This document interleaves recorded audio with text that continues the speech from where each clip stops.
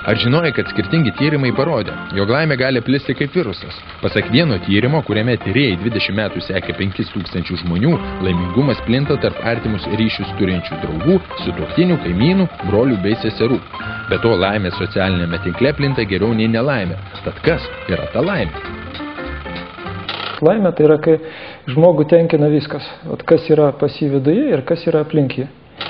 Turim nervų sistemą, sudaryta iš ląstelių, kurios tarpusavį bendrauja potencialų kalba, ir turim hormoninę sistemą, kuri bendrauja per cheminės medžiagas. Ir turim šitų abiejų sistemų sąveiką. Tai, koks aš esu kaip žmogus, tai yra apspręsta genetiškai. Tai kaip ir galima ir tokį beviltiškumą tada žiūrėti. Tai tarkim, jeigu aš esu kažkoks pesimistas ar ten niurzglys, tai kaip ir nėra šansų man pasikeisti, jeigu jau man ten genetiškai tas apspręsta. Bet vėl, yra tų visokių metodikų, kurias naudojant galima daug ką pakeisti. Pasak skirtinguose namuose užaugusių identiškų dvynių tyrimo, genai lemia net 50% laimingumo.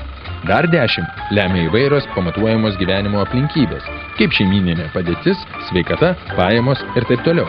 Likusius 40% lemia nežinomų faktorių kombinacija ir veiksmai, kuriuos individai sąmoningai daro norėdami tapti laimingesniais. Kokie tai veiksmai priklauso nuo paties žmogaus. Pavyzdžiui, ekstravertai tampa laimingesni, kai daug bendrauja. Kiti tyrimai atskleidė, kad vaikus turintys žmonės dažniau sako esą laimingi, nei jų neturintys. Tačiau kol vieni trumpalaikės geros savijautos siekia treniruotėmis, kiti jos ieško brangesniais būdais. Tai chemiškai labai paprasta. Rinkoje turi didelę pasiūlą tuo klausimu. Tik tai problema, kad tai yra labai trumpi dalykai, kaip ir viskas, kas dirbtina. Tai vienas dalykas, kitas dalykas pasekmes. Tos trumpos laimės, tai gerai, jeigu trumpalaikės ten, kaip sakykime, galvos skausmai ir kažkas, bet liūdnesnis dalykas, jeigu pripratimas, tai tada jau ta laimė tampa nelaimė ir tęstinė. Tai reiškia apie tos trumpus dalykus. Taip, o jeigu ilgesnis dalykas, tai vėl susiveda į pradžią, kad reikia pačiam savo požiūrį formuoti. Laimė, jinai niekuomet nėra ilgalaikė. Yra žmogus laimingas tada, kada jisai pasiekia tai, ko jisai neturėjo. Ir po to, po kažkiek tai laiko, jam visą tai pradeda atsibosti. Didelė problema, jeigu žmogus turi tikslus, ir jisai koncentruojasi į pačius tikslus, iki jų pasiekimą. Tarkim, žmogus jisai turi tikslą pastatyti namą. Ir jis 10 metų dirba tam, kad pastatytų namą. Ir jisai laimingas. Jisai laimingas ten 3 dienas, kada jis pastatė tą namą. O visus tos 10 metų jis yra nelaimingas, jisai kankinasi.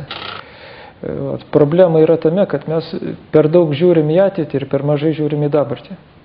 Kad mes tikimės, kad tai, kad aš dabar pasikankinsiu, po to prives prie didesnės laimės. Tai yra iliuzija. Vis tiek ta laimė yra čia. Ir lygiai taip pat ir nelaimė yra čia. Ir kaip yra tas žmogaus noras, kažkur nuvažiuosiu, pabėgsiu nuo savo bėdų, tai niekur nepabėgsi. Ten, kur važiuosi, važiuosi ir galva. Stebėtina, tačiau yra nustatyta, kad suaugusiųjų laimingumas didėja žmogui senėjant. Nors senesni žmonės turi daugiau sveikatos problemų, jie turi mažiau problemų apskritai. Tuo tarpu jauni suaugusieji kenčia nuo pykčio, depresijos, finansinių problemų, problematiškų santykių ir streso dėl karjeros. O laimingiausiais žmonėmis žemėje galime vadinti vaikus, nes tik jie turi gebėjimą išvelgti stebuklą paprastuose dalykuose. Gyvena šią dieną, neapsitveria sienomis ir nekuria juos ribojančių taisyklių. Žmogui laimė daugiau yra tokiuose mažuose dalykuose, kasdieniškose. Ar mane tenkina tos smulkmenos, su kuriuom aš kontaktuoju? Ar mane tenkina ta arbata, kurią aš dabar geriu? Ar tai yra ta arbata, kurios aš noriu? Ar tiesiog šiaip savo arbata? Ar mane tenkina, sakysim, pagalvėlė, ant kurios aš sėdžiu? Ar tai tiesiog pagalvėlė, ant kurios aš atsisėdu? Ir iš tikrųjų man patogiai ir yra gera. Ir tai lyg tai smulkmenos. Žmonės į nedaug dėmesio kreipia dėmesio į tokias smulkmenas. Bet svarstyklių lėkštelėse jos sudaro pagrindinę masę. Sparčiai tobulėjant ir vystantis mokslo pasiekimams, nykstant ribai tarp neįmanomo ir įmanomo, kyla klausimas, kodėl mokslininkai vis dar neišrado laimės eliksyro. Jeigu tiksliai pateiktumėt laimės formulę, tai mokslininkam būtų žymiai lengviau ją kurti. Tai kai neaišku, ką kurti, tai kaip kursi. Tai taip su ta laimė yra. Kiekvienam jinai skirtinga, reiškia kiekvienam skirtingo.